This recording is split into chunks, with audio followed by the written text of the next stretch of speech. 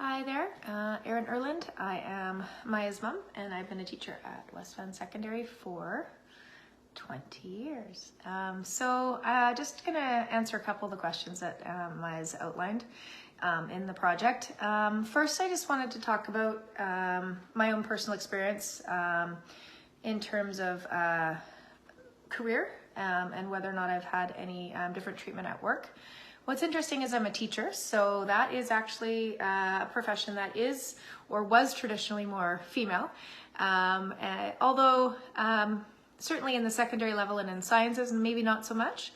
But you know, it isn't a career where being female would necessarily see bias. I think where it came into play for me was more when I became a mom and the balance of being a full-time, working full-time and being a mom. I have 3 children, and I struggled with that, and I think a lot of it wasn't that my workplace was placing that on me. I think actually my workplace has been very supportive in those ways. I think it was I know that it was my own struggle of what I thought my job was as a parent, and trying to do, you know, to be that parent that I would be a full-time stay-at-home mom, let's say, while also working full-time, which is impossible and isn't actually the expectation. Yet I placed it on myself for different reasons, mostly just because of my own misgivings about what those expectations were. And so that's something I've really worked at and grown with, and obviously that involves having a partnership at home that has equal roles in the parenting. And so we both work full-time, but we both also parent full-time. And learning how to accept that, give myself permission to not feel the need to do both and all of the parenting myself. And so that's been an area of growth for myself, and not one that came from work, but because of working and being a parent, posed some challenges for me that I've had to work through.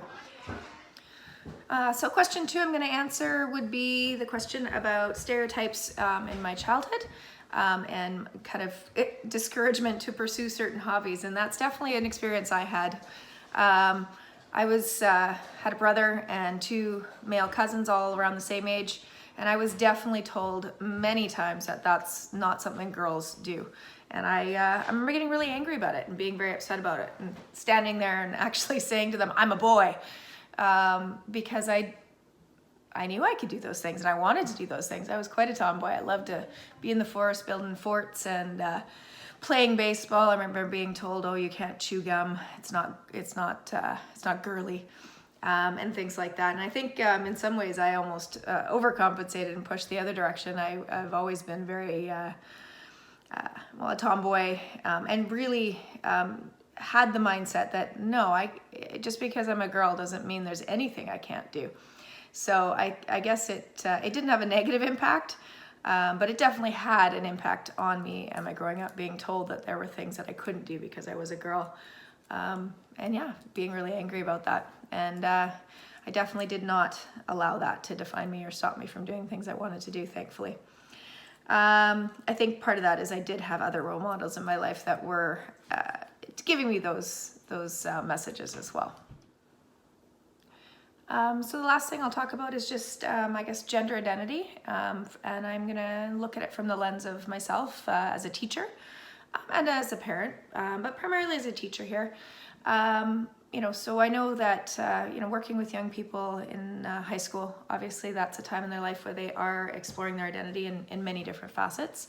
One of those just being their gender identity as well as their sexual identity. And one thing I've really noticed is we went through a transition where,